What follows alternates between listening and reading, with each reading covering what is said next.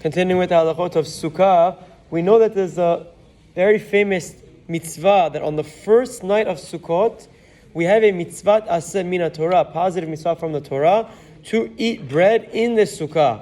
Just like we have a mitzvah on the first night of Pesach to eat matzah, the same mitzvah aseh from the Torah applies on the first night of Sukkah to eat bread in the Sukkah. And how much you have to eat in the Sukkah? Halakha says that minimum you have to eat is a Kezayit, around 27 cubic centimeters in volume. That's the amount you have to eat from the letter of the law. However, Ravadia brings that there are many Rishonim who hold you should eat more, make it a satisfying meal, and it'll come out to a kabetzah.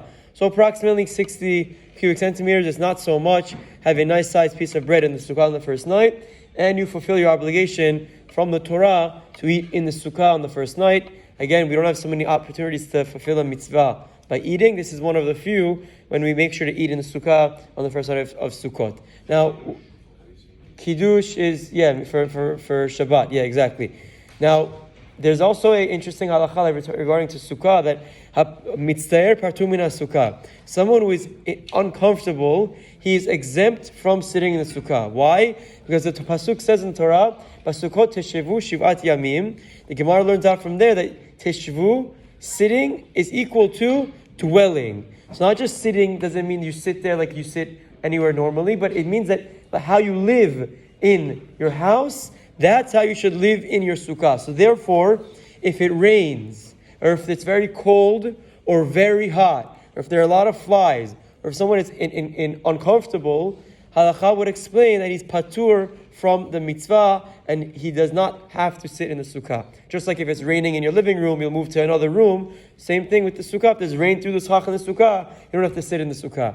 Now, very interesting halakha. We just explained that there's a mitzvah to eat bread on the first night. And what about on the first night? Hopefully it doesn't happen. It might happen this year. What happens if it's raining in the Sukkah? Do I have to be strict on myself to go eat in the Sukkah because it's a mitzvah or not? So this is a machloket harishonim. The Rambam explains that when it comes to eating in the Sukkah, the halakha exempts anyone who is mitztaer. He's patur from the Sukkah, and if he's uncomfortable, or if it's raining in the Sukkah, for example, he has no obligation to sit in the Sukkah. The Rosh disagrees a little bit and explains that even though the mitzvah patur min Sukkah, someone who's uncomfortable is exempt from the mitzvah, if he wants to be strict, he may do so and sit in the Sukkah to fulfill his mitzvah as well.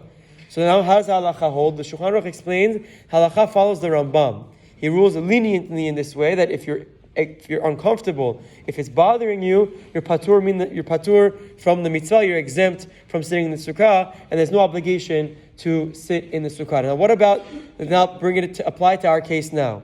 We explain that if you have a mitzvah on the first night to eat, if it's raining in the Sukkah, the Shulchan Aruch and the Rambam hold that you're patur, you're exempt. No one sits in their living room when there's a leak in their living room. The same thing, you're exempt from the Sukkah. So if it comes out to be that you're exempt from the Sukkah, but you're strict on yourself to sit in the Sukkah to fulfill the mitzvah, according to the Shulchan Aruch, you won't be able to make the bracha of lishev b'sukkah. Why? Because you can only make the bracha of lishev b'sukkah when you're obligated to sit in the Sukkah. We explained yesterday, women don't make it, according to the Sfaradim. So to here, I'm a man, but it's raining. There's a leak in my Sukkah. I'm not obligated to sit in the Sukkah. Even if I'm strict and I sit in the Sukkah when I'm not obligated, according to Shulchan Aruch, you cannot make a bracha. So it's a fascinating case of how the halakha can play out practically. The halakha, obviously, the Chavetz Chaim explains that one should wear warm clothing so they can sit in the Sukkah comfortably. And Rav Ovadia adds that you have to sit in the Sukkah comfortably, but also if you're uncomfortable, the same logic applies that you won't be able to make the bracha. So when we sit in the Sukkah, we should be happy, we should be comfortable, and we should understand that we're fulfilling a very big mitzvah, and I have the zechut to do so. Have a wonderful day. Take care.